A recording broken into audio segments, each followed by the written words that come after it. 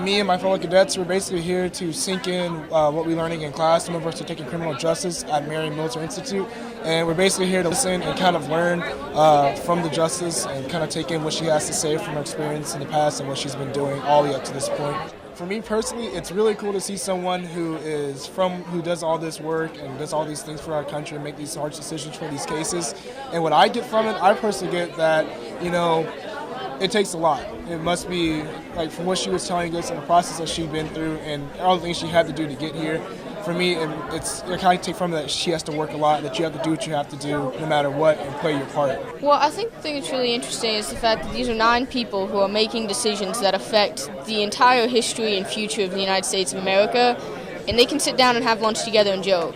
So it really makes anything I may be upset about seem a lot less serious. I mean, if somebody is making a decision that's going to affect thousands of cases in the future and they can still be friends, it really makes everything I'm upset about seem that much less important, and that you should just really be more kind.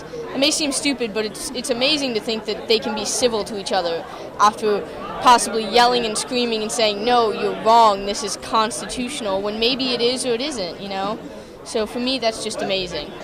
Well, I'm really impressed that from what she was saying, the Supreme Court doesn't seem like a boys' club.